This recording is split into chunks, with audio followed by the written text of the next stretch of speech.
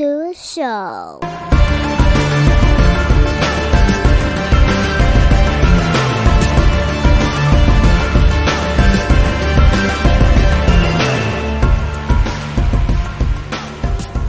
What's going on, everybody? Welcome back to another episode of Off the Mats podcast. And we're 3 years in.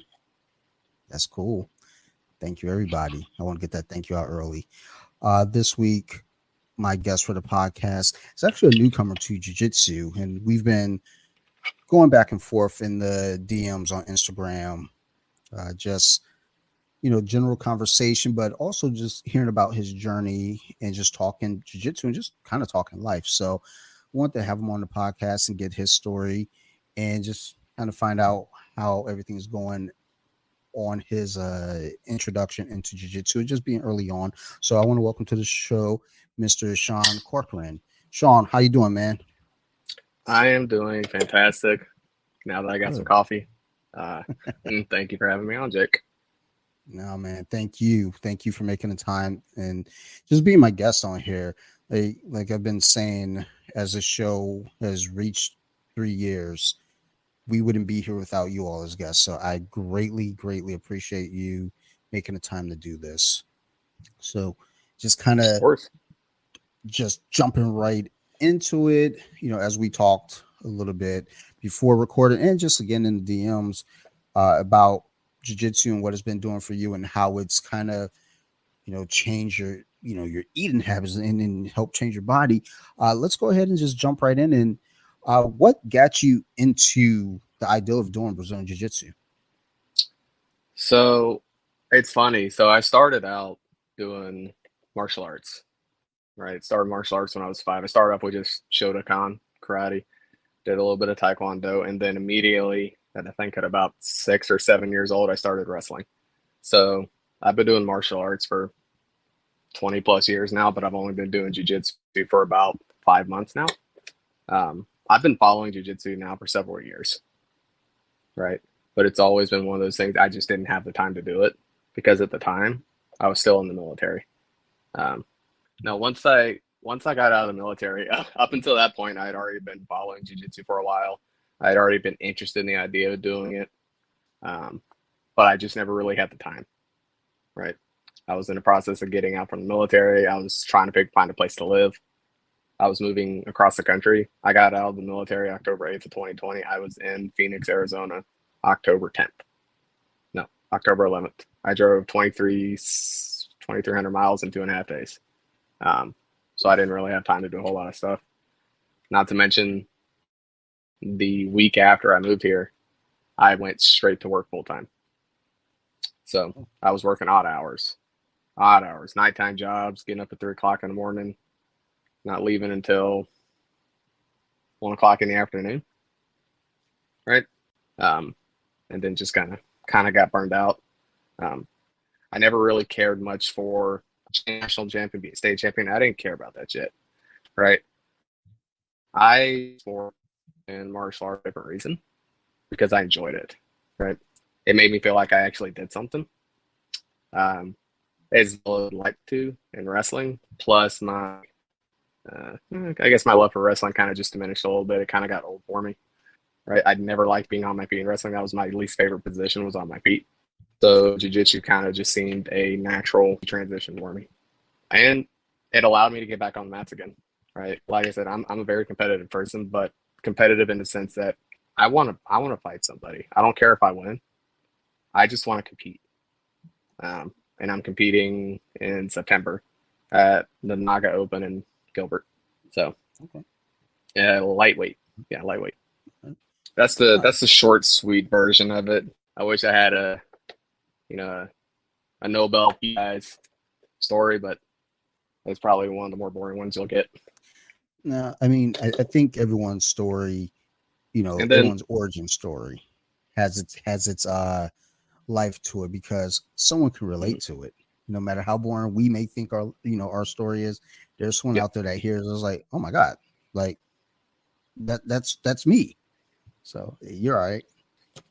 And to be quite honest, the reason why I got back into combat sports wasn't because I missed it. It was just mental health in general. I had a couple suicides that I had to deal with from when I was in the military. My platoon sergeant and one of my soldiers both committed suicide within 30 days of each other. I had lung surgery the week that my platoon sergeant committed suicide. I found out the day after I got discharged. Just kind of went into a spiral after that, after I got out for about a year and a half, which ended up adding me to being admitted into the VA's psychiatric ward. Not because I was suicidal, but because I knew something wasn't right. And it was a self-admittance. It was a self-report, if you will. I was like, what outlet can I do that's not destructive, that can be constructive? Right. And then I thought, wrestling, combat. I'm a huge MMA fan. I love watching UFC. I don't like getting punched in the face. So I was like, that's not an option. And then I thought back to wrestling. I'm like, I'm not as limber as I used to be. I had 2 cadaver ligaments, one in each of my knees. I just had knee surgery last November, so I'm not moving around like I used to. I was like, let's try jiu-jitsu. And that's more or less how I got into it. And now we're here 5 months later, and I'm addicted to it. Hey, I mean, we all got to start somewhere. And like you're saying with mental health kind of being that connector that got you into it, there are quite a few of us in this community, that jiu-jitsu really does help us a lot. I've seen several posts, where it's like jiu-jitsu is my therapy, working out's my therapy, and all these things are my therapy. Then you'll get people that jump in, on their high horse, and they say, no, therapy is therapy. You can't use other stuff as therapy. And it's like, well, we're not a one-size-fit-all type of species. So, I'm glad that you were able to find jiu-jitsu and combat sports in general to help you out, because heaven forbid, you don't take that leap and explore, and then who knows what could happen. And the fact that you saw something wasn't right, like, look, I got to figure this out, that's good, because there's so many people that either don't catch on to it, or even worse, they kind of ignore it. They don't want to admit it. We do have this stigma in our society, unfortunately. So, I'm glad you're able to, recognize, there was a problem, and you want to, find a solution. So good. I pride myself on being very self-aware, but what the caveat to that is I may be hyper self-aware. My last thing I did before I was admitted to the psych ward was I took a shot of bay leaves. I took a shot of liquor before I went into the psych ward. Hey, I mean, and funnily enough, that's the last bit of alcohol I ever had. I haven't drank in close to a year now. Good. It's good to hear as well.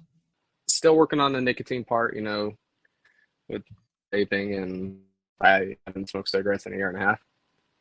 So we're staying strong. Well, for the time being. One thing at a time. But you got this. I believe in you, Sean.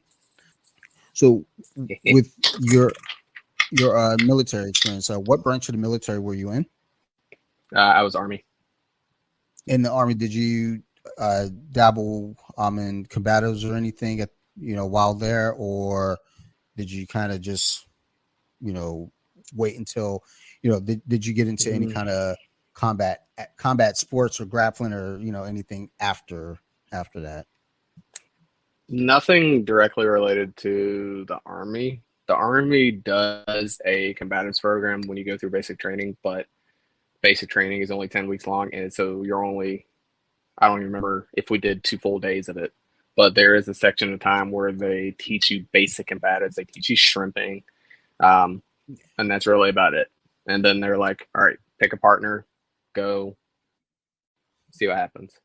Right? They don't really teach anything. It's not really conducive to. It's not good. Right? I think it's gotten a lot better from what I've been told, but when I went through it, it was go figure it out. Yeah. I get you. But when I was in a couple of my NTOs, my sergeants, two of them who I still keep in touch with to this day, were both high school and college wrestlers. So one of them had a big enough house where he was able to set up mats in his basement, and so we would wrestle just as a workout. Really, nothing. We weren't competing or anything like that. I didn't train jiu-jitsu when I was in. And to be quite honest, when you're in the military, you're not paid that much. A lot of it goes towards like car and bills and booze and energy drinks and tobacco, because that's all we consume. Plus, at the time, I wasn't really that smart with my finances, so I couldn't really afford to pay for jiu-jitsu, and jiu-jitsu is not the most cheap sport to get into. That's a fact. But thankfully, I found a gym right now where I'm actually allowed to train for free, on the basis that it is a therapeutic exercise for me. So, in terms of payment, I buy like the merchandise, like one of these shirts. This is one of the team shirts, and it's that got Tom's logo on it, Tom DeBlass's logo on it. Tom's not my coach, but I go to one of his affiliate schools. Okay, cool. So when you started jiu-jitsu, just that first day getting out there on the mat, what was going through your head? How did you feel? Were there any nerves or butterflies going on with you, or were you more so excited and just like ready to dive in? It was a combination of both, actually. I was excited to get back on the mats, right? Like getting on the mats for the first time, doesn't matter if it's karate, wrestling, jiu-jitsu, judo, it doesn't matter. If you've never done it a day in your life, and when I say done it, I mean be on a set of wrestling mats, it can be nervous. It can be very nerve-wracking. But getting back on the mats, I felt very calm. So I'm like, all right, I'm back in my element. It kind of felt like I went on vacation. I'm like, all right, I'm back. But then the realization kind of hit it, and I'm like, well, I'm starting something new. It was that nervous excitement. It was nervousness, but in a good way. Okay. Kind of like your first day on a new job after you just went to school. Understandable. Yeah, it's definitely relatable. And yeah, as we've been talking, and you mentioned the other day in the chat, about you competing, you're like, just kind of going over, the ideal of your wrestling being kind of an asset for you on the mats. Like stepping onto the jiu-jitsu mats, what are some of the things that you brought over from wrestling that's really benefited you in your training so far? Well, like I texted you, I think I've told you this a couple of times, maybe once or twice. But one of the things, I'm starting to kind of slowly put together my own style. And one of those things includes pinning a leg to the ground. I would notice that if we both go and try and pull guard, I'll try and take one leg, right, like a single leg or a high crotch, and then I'll take one of my knees and pin that inside leg to the ground so I can take mount, right? Like I'm starting to figure out little things that way rather than just try and force it like I did in wrestling. Like jiu-jitsu's kind of forced me in a good way to be a little more patient, because I'm not a very patient person, regardless of what I'm doing, right? I'm very much a hurry up and wait type of person, right? If I have to be somewhere at 3, I'll show up on site at 1:30 and I'll just sit there for an hour and a half until I'm ready to start. Right? Like I hate being late. I'll make myself suffer so I'm not late. Fair. Yeah. Yeah, jiu-jitsu, that seems to be a common thing kind of early on in a lot of our journeys is, developing patience and trying to work through that, work around it. So I definitely get that. And good on you, develop, trying to work out and develop a game early on, because hell, I've been training for 8 years now, and I'm just getting to the idea of like, oh shit, I need to have a game. Like I've just been grappling and just kind of figuring out then one day I sat with my coach and was like, dude, like, I need to figure this out. I need to figure out what's going on. And here we are. But, for you to have the presence of mind, this early on, is good. So, it looks like you're moving in the right direction for sure. I wouldn't consider myself antisocial, but I'm very selective about who I keep around me. Yes. And which is kind of why I'm glad I got back into martial arts. It's a very select community in the sense that there's millions of people that do it, but you start with a few people, and a lot of times you remain friends with those few people for years. Oh yeah. Right. It's like when I was in the military, I probably knew over 100 people, but I only keep in touch with about 4 of them. It's fair. Like, fair. I'm friendly with a lot of people, but I'm only friends with 3 or 4 people. And the best definition that I can give about a friend, and this is what my dad told me, he said a true friend is a person that you can call at 2 a.m. Doesn't matter where they are, as long as you can reach them. Call them at 2 a.m. Say, hey, I'm in trouble. I need help. This happened to me about 2 years ago. My buddy Garrett, I was like in a bad spot financially, right? And I needed about $400 that month to kind of help cover my rent because I just started a new job. I didn't really have enough money to cover my bills, my rent. I had put new tires in my car. I was like, how much do you need? I'm like, I did the cost, and I think it was around 400 something. And 2 minutes later, and keep in mind, I didn't ask him for this. I don't like asking for help unless I absolutely have to. It was more just me kind of venting. About 2 minutes later, I get a notification from my Cash App that he sent me $430. I'm like, what's this for? He's like, you need help. I got you. To this day, he still hasn't asked me. And I talked to him about it a couple months ago. He's like, did I ask you for anything back? I'm like, no. He's like, conversation over. And with jiu-jitsu, it's kind of the same thing. It's right. The screenshot that I sent you the other day of the conversation between me and my coach, Aaron, that was not prompted. He sent me like 2 or 3 in a row. I forget how many it was. Just kind of going over style and what he thinks. And I'm like, I sent that screenshot to my dad. I'm like, that was a huge confidence booster. I've only known him for about 5 months, and he's already saying this kind of stuff. In my regard, I'm like, that's a huge confidence booster. For sure. And sometimes that's all it takes. Yeah. I think with our coaches, especially, in anything really, but especially with jiu-jitsu, our coaches know us pretty well. I feel like jiu-jitsu kind of reveals a lot about people, and our coaches, they're very aware of that. They catch the glimpses of what we can and can't do. Hell, even me and my coach right now, working on, private lessons, he explains, what he's seen in my game over the years, and what we're working on to try to correct.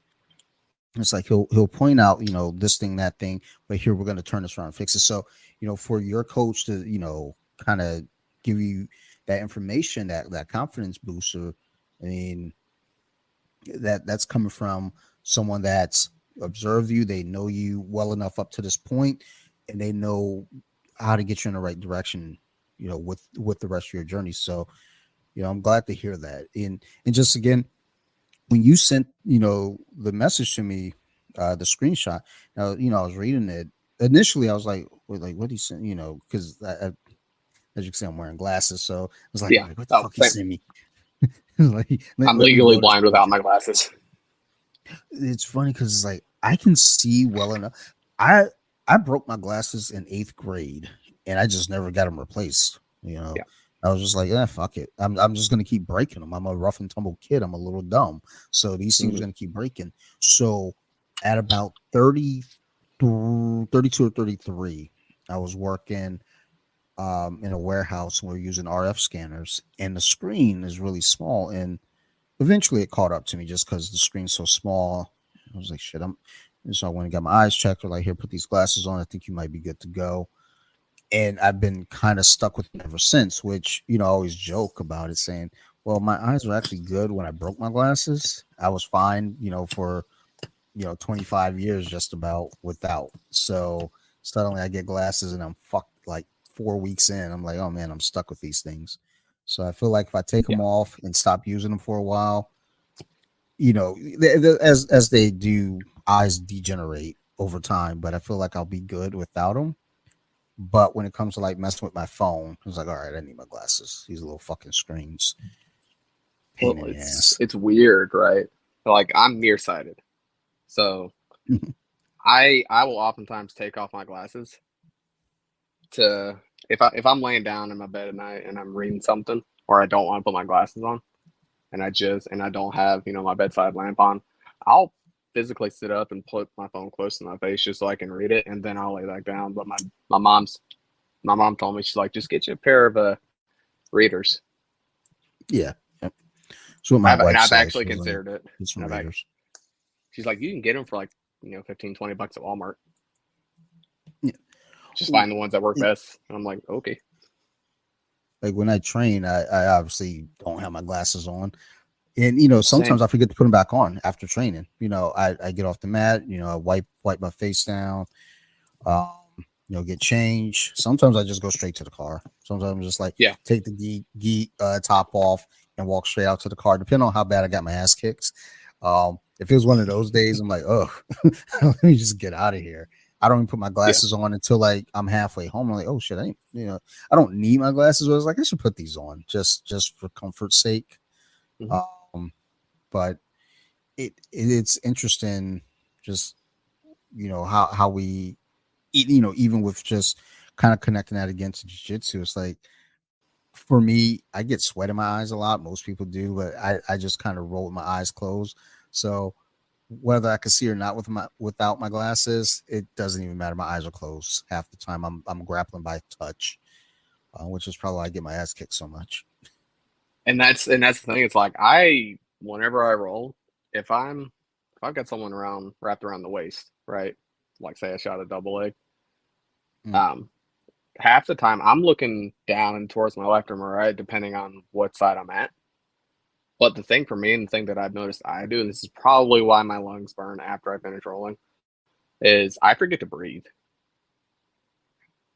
Yeah, I, I'll take one deep breath. We'll touch fists. We'll go, and the moment we start, I'll take a quick deep breath and just hold it.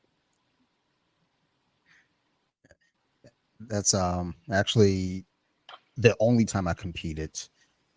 On the video, you could hear in the background my coach screaming, "Breathe, Dante, breathe." And as I look at the video, I'm like, oh my god, I wasn't breathing. it's, I uh, only just it's, realized it like yesterday, or not yesterday, a couple of days ago. I only realized, and I'm like, why am I? I mean, because I had lung surgery back in 2020 for a benign tumor, and I had a portion of my left lung removed, but it wasn't a significant portion enough to really affect my breathing. The worst repercussion I've had from it is honestly sometimes it is hard for me to take a full deep breath, but those are few and far in between. Not a big deal. Um, and then I realized that I'm like, this would probably explain why my lungs hurt every single time I go hard. Right, like we got a guy getting ready to compete on Saturday. So the past couple weeks have been nothing but really tailored towards him, like what he wants to work on. We've been rolling a lot the past couple weeks, like consistently. That's all we've doing. That's all we've been doing. And I noticed it the other day, or on Wednesday, Monday. I noticed it on Monday that my lungs weren't as burning as much as they usually did, and I may have started breathing more. If I did, I didn't realize it, or I just kind of lost myself in what I was doing. Um, Kind of losing myself in the moment, if you will. sure, sure. Right? Because I do notice I zone out, but I zone everything else out around me, I think these are all things too that and sometimes I forget to breathe when I talk. that's definitely me. We share a lot in common there, Sean. I think a lot of what's going on too, though, is some you being 5 months in, we all go through it at the beginning. We all go through the as we're rolling, we forget to breathe, um, you know, zoning out things like that. And you get some people that can't get through. They let it really control how they're going. In terms of like, oh well, I keep forgetting to breathe. Maybe I'm just not cut out for it. It's like, well, no, I mean, it's just breathing. It's Yeah. it's going to take some time, but you'll get there. I mean, and it's weird because you never even really acknowledge when you start kind of just rolling and not holding your breath, or forgetting to breathe. You just get out there, you go, and then one day it's happening. I mean, but that's just jujitsu in itself. I mean, the more reps you get out there on the mats, the more it just becomes natural to you, whether it's, you know, back takes, breathe in, takedowns, guard pulling, whatever it may be. And I like how you mentioned the repetitions thing because that's something I wanted to get into. Very early on, my very first time rolling, I think um, I was barely able to roll for 30 seconds before I had to tap. Right, it was like I thought naively that my wrestling would kind of come in handy, and it does to a certain extent. Um, and I'll kind of get into that a little bit later, but I noticed I was barely able to function. I'm like, all right, I'm in relatively good shape. I can still run 2 miles in under 13 minutes. Um, I don't know for how much longer, but I'll take it where I can get it. But I know I was starting to notice that I was getting gassed and arm barred. I got heel hooked a couple times in under 30 seconds. I'm like, what the hell is going on? Like, I know I have the stamina. I know I'm athletic. So what's going on? And I couldn't figure it out. And then I realized, um, and it brings me to a quote. So one of my favorite superheroes, and in my opinion, one of the top three superheroes in the DC verse is the Flash. Right?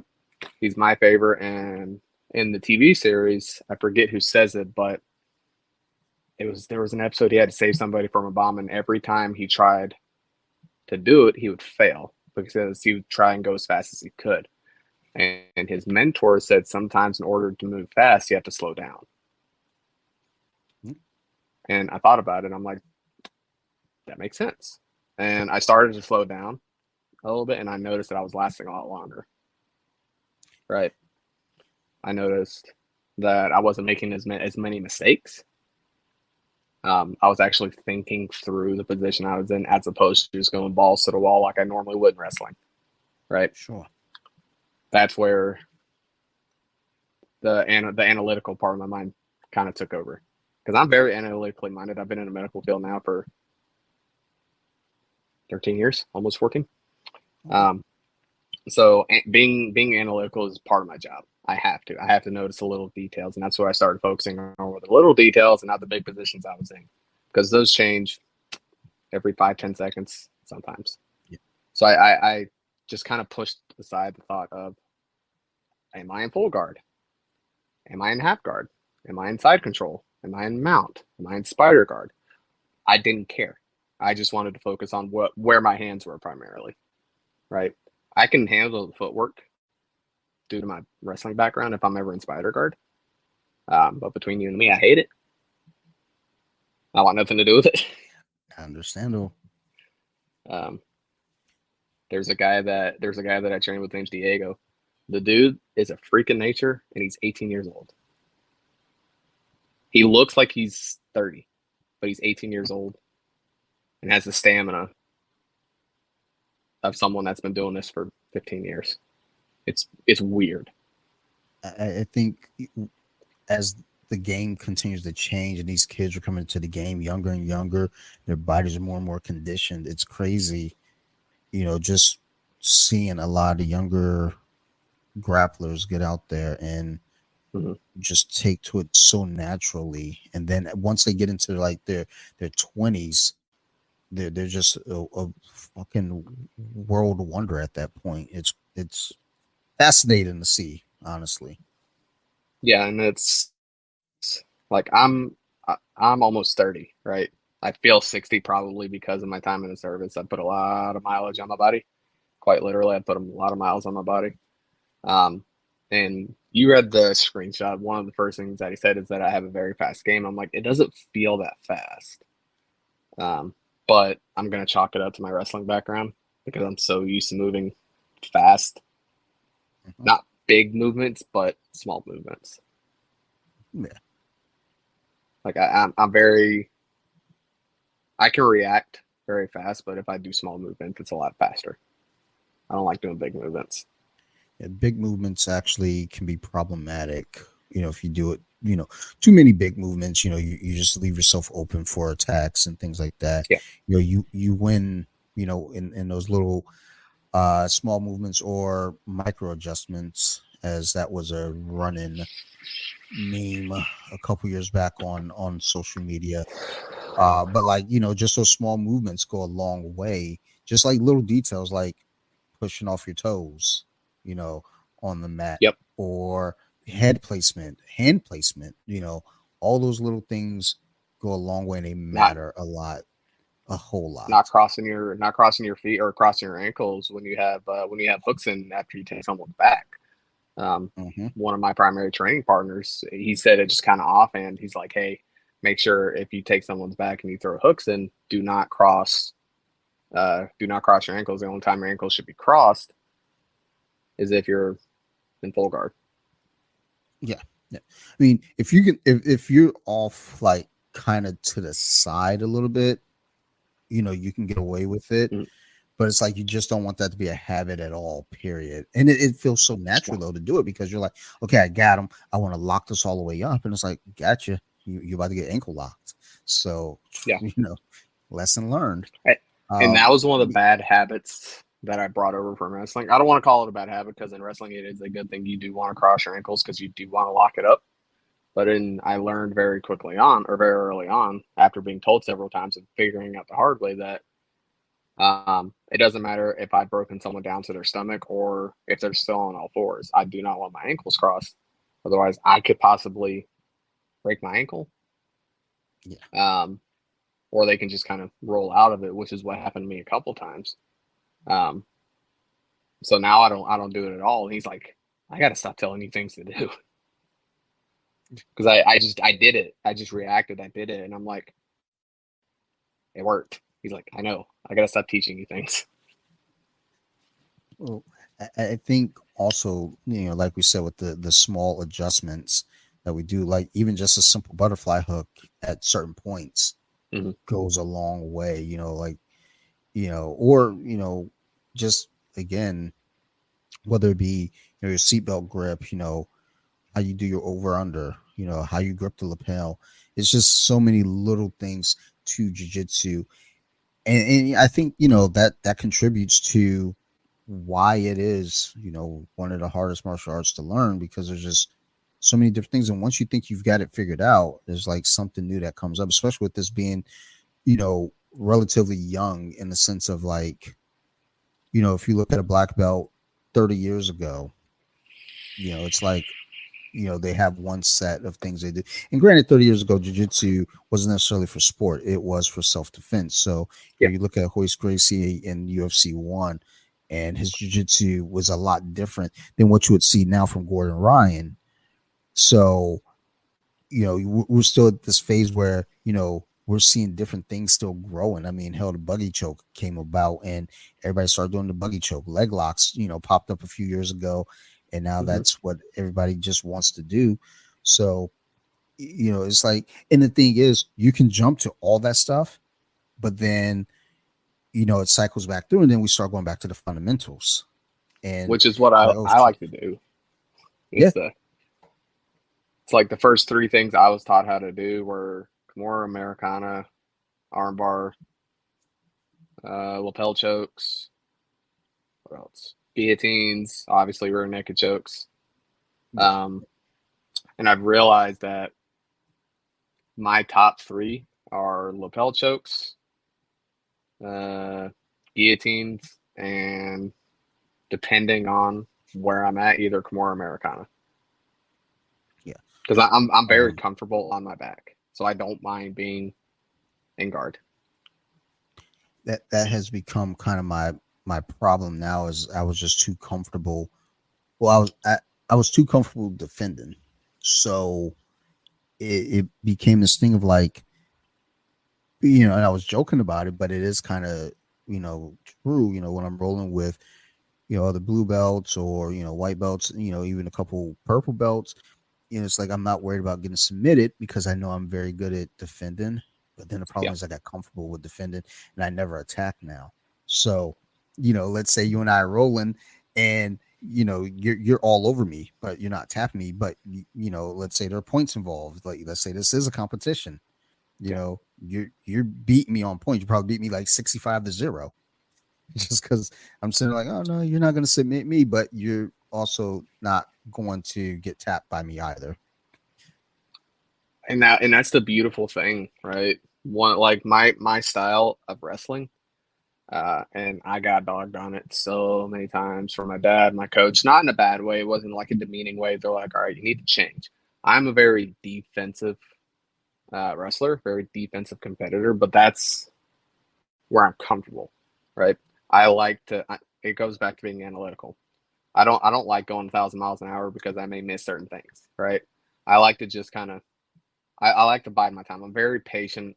I'm more opportunistic uh, than I am proactive. I wait for things to happen. I don't like to force things. That's why I'm not a very I wouldn't I'm an average wrestler. Well, I'll say average, right? But that was because I wrestled very defensively and I just kind of waited. I waited for things to happen and then I react. I'm very reactionary, and I'm okay with that. But in wrestling, in hindsight, it's not a good thing. You want to be proactive. Now Yes. looking back on it, had I started jujitsu a lot earlier, it'd be a whole different story. Because being patient, being opportunistic, is actually a good thing, right?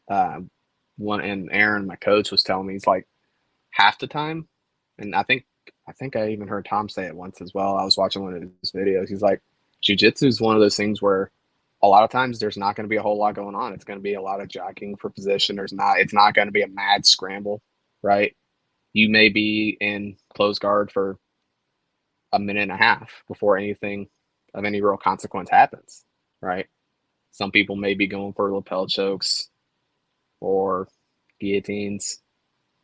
Uh, some people may be trying to pass the guard, right? Yep. There's not a whole lot of stuff that goes on, and then when I it mean, does, it just goes, you look at some of the higher and level that's what I like about it. matches. You look at black belts rolling. You don't see a whole lot of scrambling going on. Mm-hmm. You see them, you know, No, kind of working for position, and they get the position, and they're working to get to the submission. Whereas yeah, you look at some of the lower level matches, some white belts, blue belts. I mean, even a few purple belts. There's a lot of activity going on. Also, you factor in, those lower weight classes too. There's going to be a little bit more activity, but yeah, the higher you get in the rankings, the more it becomes concentrated and just using what you need versus just like having these big unnecessary movements when it's like, oh, I'm going for a cartwheel pass. It's like, well, that was unnecessary. Like the knee cut was mm-hmm. right there. You know, Yeah. It's like you brought up Gordon Ryan. It's like I've watched a couple of his matches ever since I got into it. I've been kind of following the big names, right? yeah, And I would watch a couple of his matches, and as high a level as he is, and he's interesting to me because on one hand, I get why he gets the hate he does, but at the same time, it's like, so he, I mean, but like I watch his matches, and his the only time he pulls the trigger is when he knows he has the position, like his heel yeah. hooks, right? When he goes for a heel hook, he doesn't do it half-ass. He pulls the trigger and he goes, but 90% of that time is setting up for something he wants to do. I think that's the thing that's really important there, though. Too, again, is like, you know, position, over submission. You know, get your position first. Where you get so many Yeah, people, they want to learn submissions like right away, and it's like, yes, you should have, a couple, just that you go over, again, the rear naked choke, Kimura, guillotine, things like that. But you can't submit anyone if you can't get in the right position to do it. I remember yeah, having someone come in for a trial class, and we're talking about this is me just going over all the stuff with him. I'm talking about all these different submissions. I was still young myself in the game. And he goes, "Yeah, that's cool and all, but how do I get there?" Yeah, He was like, "Oh, you're right." So it's very important just to understand, you got to get the position first and then you can, because having a position, you win just having a position alone. hmm If you go for a submission, you miss without having that position, you know, now you put yourself in a compromised position to lose. So I don't which know. is There's a lot. where I think my which is where I think my coach seems confident in the fact of my wrestling being a good base for what I do. Um, because one of it's a parallel. Wrestling is all about jockeying for position, then you pull the trigger. It's just a different style of fighting, right? And he's Yep. told me several times, and I kind of appreciate the compliment, but or vote of confidence. But he, in his opinion, thinks that I would do very well NAGA, IBJJF, ADCC, whatever it may be, in a white belt division, purely based off of my style and my Hmm. background in wrestling because I have that foundation. And I wouldn't even consider it a foundation. I try not to rely on my wrestling background too much because it's two completely different things. But where I try to rely on it is the explosiveness and just kind of being comfortable jockeying for a position, right? Sure. I can't tell you how many times I'd have wrestling matches where 95% of the time of the match was spin on the feet, or if we're in parterre position, so on the ground, a minute will be working for a half or working for a cradle, whatever the case may be. And then the last 20, 30 seconds would be actually trying to fix what I'm trying to do. And that's what I like about it. Well, I think too, as you say, you don't want to rely on your wrestling or call it a foundation. I mean, at the end of the day, it's all grappling. You know, Yeah. you know, there's elements that are going to come over from wrestling that's going to definitely play big favors in your jiu-jitsu game. Just body control in itself is a huge factor. Positioning of, Mm-hmm. again, your pressure, that's going to be huge. But also the thing is too, coming into jiu-jitsu with some wrestling going up against white belts who, may not have had that initial background, in wrestling, that puts you, a couple steps ahead already. I mean, whenever we have a wrestler step into our class, especially no-gi class, it's like, the blue belt's like, fuck, all That's right, now I'm gonna have to really do some jiu-jitsu here. I can't just fuck around with this guy. and that's the thing. That's the thing. Aaron has told me he's like, we need to get you a nogi because he thinks he he told me as far as gi goes, he said he thinks I could do some serious damage in a white belt division. Doesn't matter what organization I'm competing in. But he said he'd love to see me in nogi just because of my wrestling background alone. I think Because think that'd be, you know a lot more comfortable for sure. We're not, having to worry about the lapels and the grips on you. yeah, and eventually I'll make the foray into no gi. But for right now, I want to do just a couple gi matches, a couple gi tournaments, see how I do, and then kind of go from there. It's just I'm trying. I want to remain as humble as I can when it comes to the wrestling. Right, like I know I'll I don't know what the percentage is, but I would assume that there's a portion of competitors that have absolutely no wrestling background at all, and that could be a tool, and that could be a tool I could use. But I don't want to sit here and say to someone, "Yeah, I wrestled for 15 plus years, and I could, I would be deadly on the mat." I'm not going to sit there and say that. That'd be a very half-assed comment to say, and I don't want to be like that, right? Well, good, good. And I think, that's a big thing you're walking into the door with as well. Besides just the wrestling, but also the humbleness. You don't want to come in saying, you do get people that come in with kind of an ego, kind of an attitude, thinking, "Oh, I wrestle, no one can do anything to me." I haven't encountered those cats. Again, most of the guys that come through our doors that have wrestled, they're very humble, they're very polite, and they understand they are here learning something new, because Yeah. what wrestlers don't have in their arsenal that, jiu-jitsu players do is that, we have the ability to submit you. We also don't mind, hey, if we're on our back, we can fight from there. Whereas, a lot of wrestlers, they get to their back and they're not comfortable there. So, you know, a lot of them do come into the door with that understanding, knowing like, well, look, I may know what I know, but they know something else too. And the thing is, for us grapplers, us jiu-jitsu players, we also understand, like, when we see a wrestler come in, it's like, okay, they've got something that, we may not have. Or if we've been doing it long enough, it's like, okay, well, I've seen enough of this where I know, I can at least kind of maneuver around it and deal with it. But, like I said earlier, it's not all one size fits all. So, you know, your grappling Yeah. coming in the door, works for you, and it sounds like it's a major benefit, in your coach's eyes, putting you in competitions upcoming. So I think you're going to do great. I think you're going to go out there, and it'll probably be a weird feeling. You go out there, you do great, and you're like, man, like what now? Like, well, keep Right. winning, until they, bump you up, and then once you get up to blue, win some more. And that's the thing. It's like it only took me, I don't know what the average time is to get stripes, but I got it in 4 months. I don't know if that's a good thing, if that's a bad thing, if that's average, but when I got it, he told me you're doing a lot better, or you're doing way better than I thought you would at this than most people that start out with no background. I'm like, thanks. I'll take that as a compliment. Again, I didn't want to let it feed my ego, right? Because I don't really have much of an ego to begin with, but it is very easy for someone to develop an ego, regardless if they have experience or if they've got 20 plus years of experience, right? Sure. Yeah, I mean, it's here in jiu-jitsu, like, heavily. A lot of times where we say leave your ego at the door, you still see dudes who aren't able. Yep.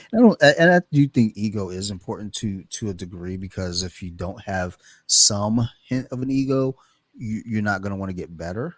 But if you get Yeah. beat and you're just like, okay, I got beat, whatever. It's like, if I get beat, and depending on who beat me, it's like, fuck that, I need to get that back. And it's like, oh, don't let that ego get you. Nah, fuck that dude. Like, I want it And then back. and I had a conversation with my dad last night, right?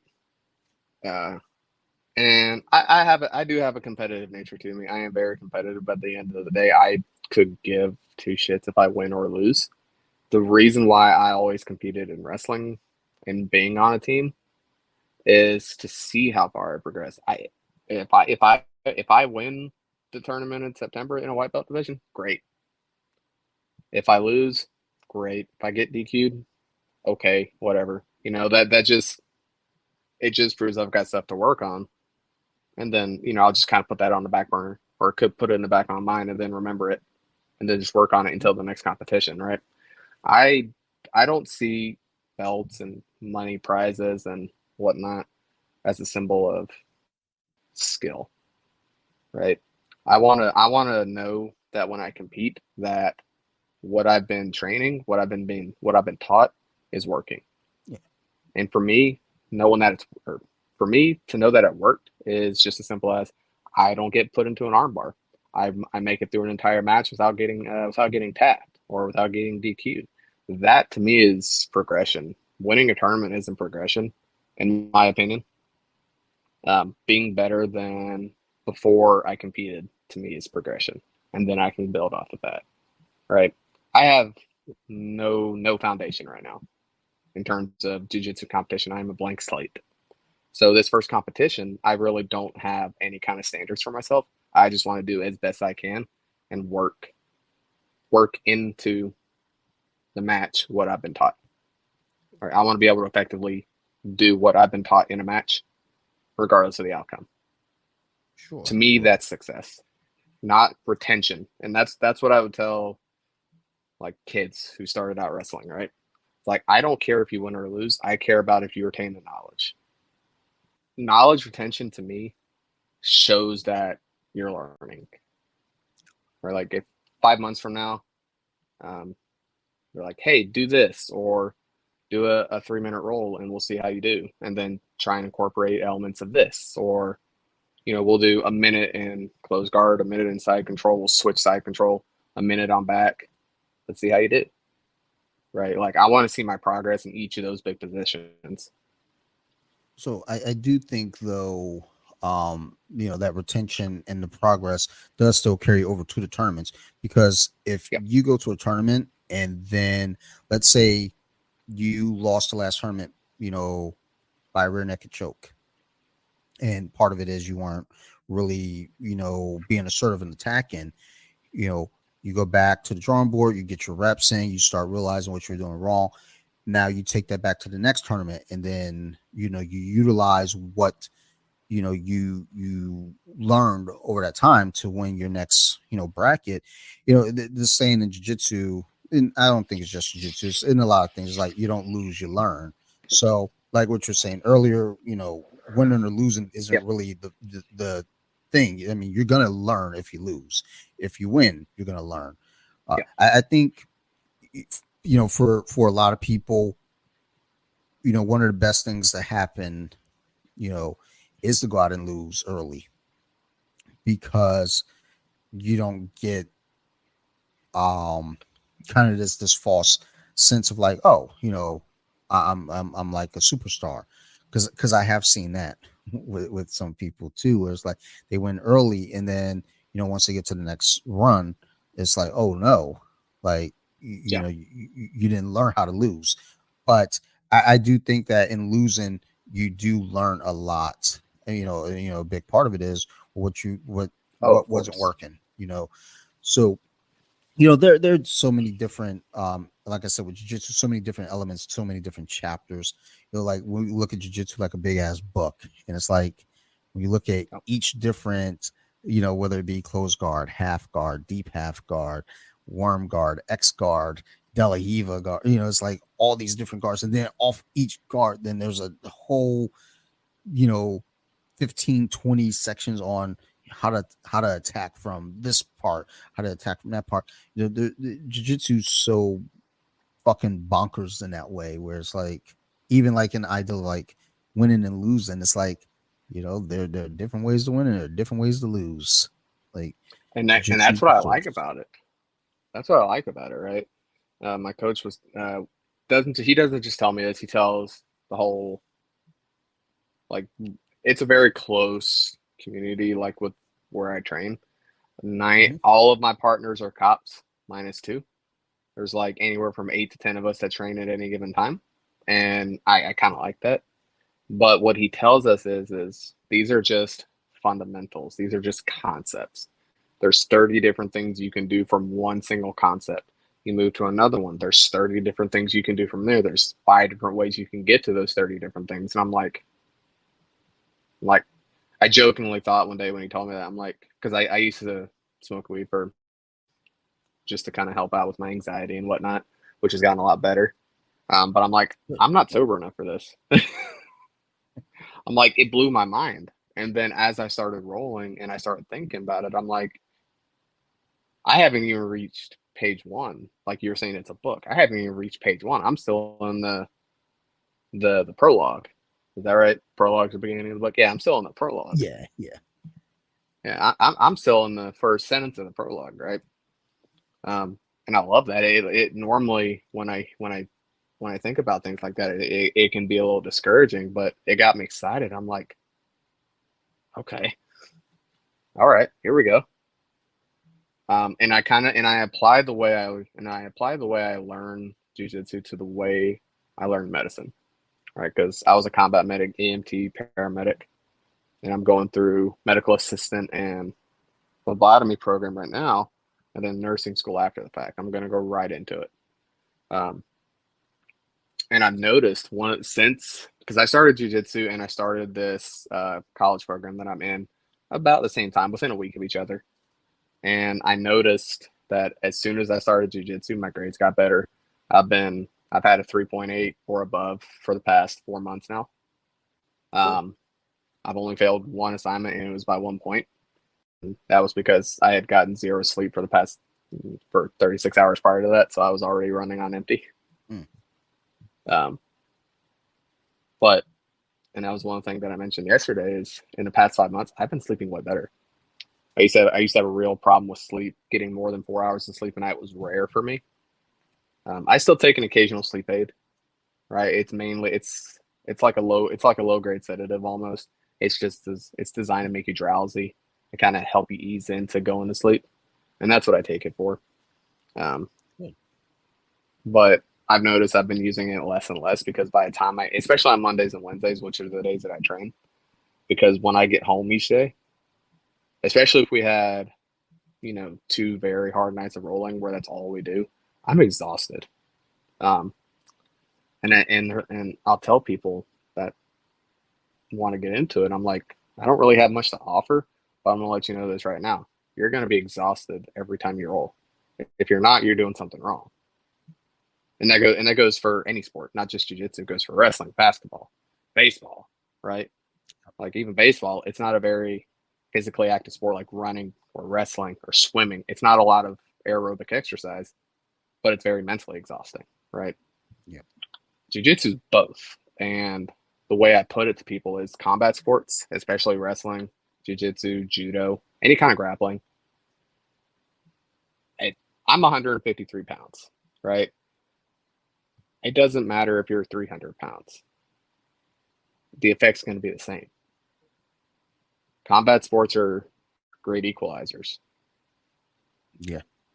They don't care how big you are, how strong you are. I've wrestled my senior year in high school. We had a quad tournament, so we had three matches all on the same day. Um, and all three of the people that I wrestled at one point or another were conference champions the previous 3 years. One dude was 5'3", just jacked, right? He's 132 pounds, just solid muscle. He looked like a miniature bodybuilder, right?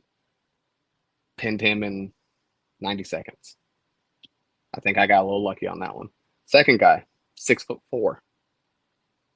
I'm 5'8". It was almost impossible to get anything on him from a distance because he's so lanky. And the other guy was a happy medium of the two. He was built like a power lifter, just solid muscle. But the one thing I noticed that they all lacked was stamina, right?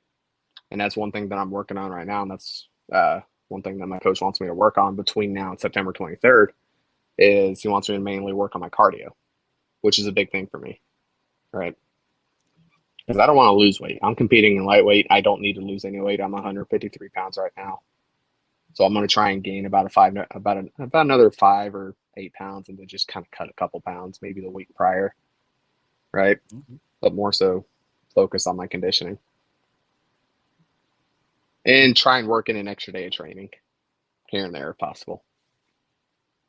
Well, I mean, as you're leading into the competition, you know, those little details are going to pay off big for you. So And yeah, even the way I I, breathe. yeah, yeah. It, it's all the little things, like we're saying, like with the little movements, even just the little things you do to your own body, the way you breathe, you know, the way you hold your, if you're just sitting around, whether you breathe through your nose or breathe through your mouth, little things, those little things will factor in and have an effect. Um, You mentioned something a little while ago, like little variations, and one of the things that you said were something about lapel chokes, and that was one thing I noticed. Like when I first learned how to do a lapel choke, you kind of do it the way everyone's taught, and then I kind of adjusted it to fit my style, and that was one thing that my coach told. He said, like, look, these are all concepts, but if you can find a way to tailor it to your style, do it, right? And Definitely. one thing that wrestlers work a lot on that we do is we work on our grip strength a lot, right? Yeah. And one thing I realize is I can get high up on a cross choke, but if I don't have a proper grip for my body type or for my opponent's body type, he it may be majorly uncomfortable, but he'll still be able to fight it. And then I realized, I'm like, all right, what if I curl, like I grab the lapel instead of just doing this, curl my knuckles in and then bring my elbow up. And I did that, and it was 5 times tighter than the way I was initially taught. And I showed my coach this, and he's like, do it. If it works for you, do it. Yeah. Right? He's like, there's no clear standard. There's no clear way. It's unique to the person, and I like that. It's an I equalizer. mean, that's the thing is with jiu-jitsu again, like you said, we have concepts, and Yeah. then once you get comfortable in your own game, you have to make the adjustments that work for you. I have teammates that they love to invert. I don't.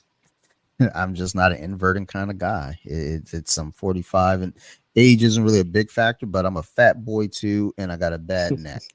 That's what I'm Yeah. not doing next week is just that. I'm not fucking inverting. Like I can invert, not by like, if I consciously think about it, I'm not going to be able to do it. But, if we're in the middle of a roll, just, the previous reps, the natural movement of it, I can do it. It's just, again, if I'm sitting there thinking like, man, I'm going to go ahead and Granby today. No, I'm not. Like I'm doing no such thing. But I mean, again, the whole point is, again, adjusting the game to fit your style. So, if like you're locking in Kimuras, I mean, you eventually make your game work where you can hit that Kimura from every angle, no matter where you're at, you're going to get that Kimura grip, especially in no-gi. That's where it's going to be super helpful since you don't have grips, on lapels and stuff, but Yeah. you got that Kimura, it's always home. So, everything factors in. All right. So, before we get out of here, um, I just want to, and I know you're still early on in the Mhm. game. I haven't asked this question in a while to people. I usually ask people who've been training for a while this question, but even with yourself, just still kind of being, 5 months in, relatively new. Um, what's something you would tell, someone that just walked in the door today? They're like, hey, Sean, it's been cool, drilling with you and working the technique, but you know, like, what should I be expecting? Give me some advice. What would you say to a brand new grappler coming to you first or second day in? So I would look at it 2 different ways. One being kind of a stern reminder, the other one being both are, pieces of advice, but one is more stern than the others. And this is what I would tell my wrestlers, my young kids, is when I say young kids, I'm talking 13, 14, 15 years old, right? A lot of these kids come in with massive egos for whatever reason, whatever the reason may be. They come in with egos, they come in with this chip on their shoulder, and I'm like, check yourself at the door. um, Especially if you're doing something you've never done before, especially something that's combat related. Check yourself at the door. Leave your ego at the door. Leave all notion that you think you know what you're doing. Uh, Leave all notion that your strength is a factor. Leave that out the door, because it's not going to help you. It may aid you, but it's not going to be a defining factor. Um, and that's something that I think kind of needs to be drilled into everybody. Right? There is no place for gigantic egos when you step on the mats. The mat doesn't care about your ego. Right? It's kind of like the house at the end of the day. The house wins. The house wins at the end of the day. You're just there. Enjoy it. Um, but as That's far fair. as but as far as like I'd say encouraging, um, don't worry about failing. You're gonna fail. It's gonna happen. Um, but don't let that discourage you from actually sticking with it. You may not hit a successful submission in training or in competition for a full year. That just means you got plenty of room to grow, and look at it that way. Look back on it and like, all right, what could I have done differently? Write that down, take video, right? Like when I compete, I plan on having my coach, I'm sure he'll do it anyways. I'm going to have him record my match, right? And then the following week when you go back into practice, review that video. All right, what did I do wrong? What did I do right? Remember the things you did right and drill the things you did wrong, but drill them properly, right? I don't look, I don't want people to look at failure as a bad thing because it's not. Failure is the best teacher you'll ever have. I couldn't agree more. And find that group of people, True, yeah. That's right? huge as well. Finding your tribe. Yeah. Because at the end of the day, the people you train with, your teammates, they're going to be your best friends. Yep. They're going to be your best resources. All right. All right. Wise words there, my friend. Thank you. All right, Sean. Before we get out of here, you got any shout outs or mentions you want to drop out there for our listeners? Yeah. So the place where I train, Gilbert Defense Arts in Gilbert, Arizona, who I train with is, well, where's my head at? So Blue Warrior Jiu-Jitsu is one of Tom DeBlass's affiliate schools, which is the Blue Warrior Academy, and subsequently Blue Warrior Jiu-Jitsu. And how I found out about it was from Danielle. If you follow Tom, then you probably know who Danielle is. And she was the one that pointed me in the direction of that academy. And so I got to give credit where credit is due. I still will let her know things from time to time, like, hey, I just got my first stripe. It may be the littlest thing, but I'm like excited about it. Right. Yeah. And just the people I train with, just that confidence from the people that I train with, just hearing, hey, you're getting better. You're 10 times better than when you were 4 months ago. Like that, I like to hear. But I also like to hear, hey, you can work on this a little bit more, but you're doing good. Right. I don't like to just hear good things. I want to hear what I can work on. And they give me that. It's accountability. Good. And that factors into, again, everything. Like you said, Mm-hmm. need to hear the things that you need to work on as well. I think our society's too wrapped up in patting people on the back and telling them how great they are. Yeah, sometimes, I mean, you can still be great, but you still might have some shit you got to work on. Yeah. So I definitely take note of that. So Sean, thank you for doing this. Thank you for making time and sharing your story with me and a lot of your wisdom. I appreciate the hell out of that. I wouldn't call it wisdom. I Everyone think else, I'd call it learned lessons over the past 20 years hey, that I'm just now starting to realize. But hey, however it comes out of you, people I feel like can take something from it and learn. So thank you for sharing that. What you've accumulated over the years. Um, appreciate you. And to everyone else out there listening, thank you as always. If you all have any questions, concerns, criticisms, always feel free to reach out. You can find me at bjj.wiki on Instagram or Off the Mats Podcast on Instagram. Either one's fine. I'm on both accounts a lot. I like to give a big shout out to Nerd Rage Radio, Bobby, Chris, Joe, Marilyn, Phil, Ricky, Tiki, all the fellas over there. Thank you. If it weren't for Nerd Rage Radio, Off the Mats wouldn't be a thing. So thank you guys. I also want to give a shout out to a good friend Shoki, who I've been recording with a bit lately on his podcast. Now You've Made It Awkward, and also he's been a guest on Off the Mats over here, and he's going to be an upcoming guest on So You Like Horror. So keep your ears open for that if you all want to hear about a tire going on a killing spree. We're going to be reviewing that on that other podcast. Good segue into it. So You Like Horror. So if you are into horror movies, go check that podcast out. Go check out the Instagram as well. So You Like Horror. All the words separated by underscores. And as I just mentioned, we will be having an episode with Shoki. And it's going to be about the movie called Rubber. It's about a tire that goes on a killing spree. This is what happens when I tell people give me suggestions. They suggest shit like this. So go check that out as well. Otherwise, thank you everyone. I appreciate the hell out of every one of you, and just thanks for listening to the podcast. Like I said, 3 years we're doing this. Let's make it to 4. Fuck it, let's go to 5. Let's go beyond that. Let's just keep going. Let's keep going until we get sick of it, and we're gonna have some fun with it. But otherwise, y'all keep listening. We're gonna keep making these shows. Thank you everyone, and bye.